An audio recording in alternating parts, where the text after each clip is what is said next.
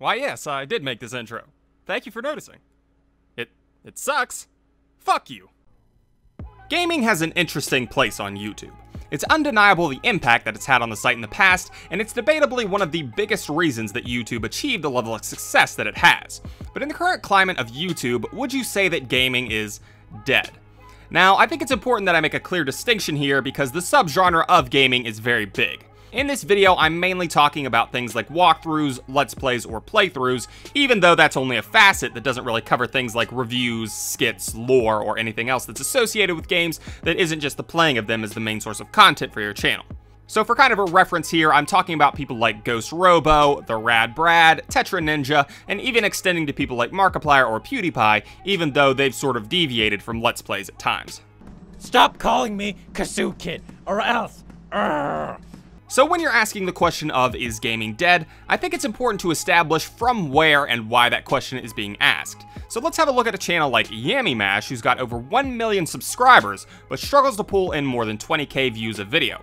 Or how about Muskerm, I guess is how you say it, who's got over 600,000 and struggles to pull in 10k views a video unless there's a feature from Markiplier or Jacksepticeye. Even someone like Tetra Ninja, who's got 1.5 million, is only pulling in around 30k views a video. And to me, it seems like channels like this are the rule and not the exception in this case.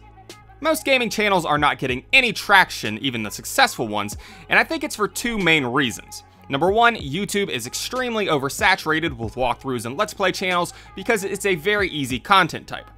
Number two, live streaming games really took a bite out of people who wanted to watch these types of videos due to the ability to interact with the person that's playing the game. On the topic of oversaturation though, think of it like this. You have PewDiePie at the very tip of the chart playing Outlast 2. Then on the next tier you have Jacksepticeye and Markiplier playing Outlast 2. And then below that you have the rest of the community. So people who watched Outlast 2 on PewDiePie's channel probably aren't going to want to watch Jack or Mark go through the same exact jump scares, and the people who like Jack or Mark more than PewDiePie are going to watch them, and then in turn people who watch them aren't going to trickle down to watch you, and so on and so forth. But these channels are more personality-driven gaming channels. They'll play the games with face cam and overreact to things in order to entertain their audience, which personally I don't enjoy, but some do.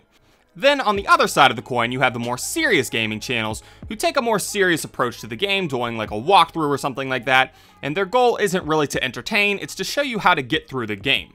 You have the same issue with oversaturation here, maybe even to a greater extent, but on top of that, you have the issue of people who aren't really coming to watch your personality, but instead are coming for the game. This is why you see such huge drop-offs from the first episode of the series. People come to the series of the game to kind of gauge their interest in it, perhaps checking out the footage to see if it's something that they want to purchase, and then they'll dwindle as time goes on.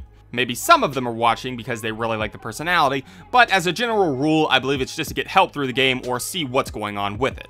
Then beyond even that, you have channels that are strictly walkthrough channels that don't even provide commentary, giving you no personality to latch onto and only giving you gameplay to separate them from their competition.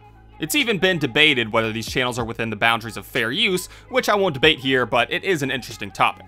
But between the three categories, you have to decide what people are watching you for. People who are watching PewDiePie are probably watching more for the reactions that he's giving to games like Outlast 2. People who are watching the Rad Brad are mainly watching just to see how to get through the game and hear someone's perspective on it, and people watching someone like Rabid Retrospect Games are watching it for strictly the gameplay, whether that be to get through the game or just to see what it's like.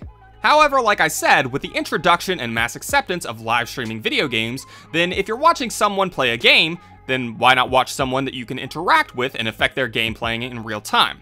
So I think the question then becomes, how can you make the experience better for the viewer since you're now competing with that type of interactability? And for me, I think the answer is do what you can't do in live streams and actually edit your gameplay. For the people like PewDiePie, they've already taken that step. They've got the face cam, which they'll edit in and move around and perform small edits in the video, like zooming in on clips when applicable, or popping up words or something, and it's all pretty much done for comedic or entertaining purposes. But for people like the Rad Brad and others like him, they've not really taken any strides to show that their way of playing games is any more interesting than someone just streaming it, other than perhaps the convenience of being able to watch the first part whenever you want. So since streaming has kind of cornered the market on unedited gameplay, I would say that it's only logical for these types of walkthrough videos to take edits and somehow expand your knowledge of the game. For instance, playing through my favorite game, Resident Evil 4, and we come to a treasure known as a spinel, and when it's collected, we pop up a little side box that gives us some information or something, and it just tells us about that type of treasure. Obviously, this would take a lot longer for these people to do, but it would certainly offer a reason to defer from watching someone who live streams it, and instead watch a more informative playthrough of the game if you believe that that's why people are watching your channel. But whether you're focusing on informative or entertainment purposes, I think editing is something that Let's Players really need to adopt if they're going to compete with streaming in the long haul.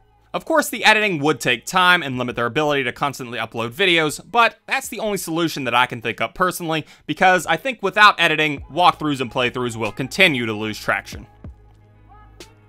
Anyways, that's the video, guys. Like it, don't like it, let me know. I am a very big gamer personally. I do watch walkthroughs and Let's Plays, but I never really watch them outright. I only watch them to get more insight into a game that I really enjoy.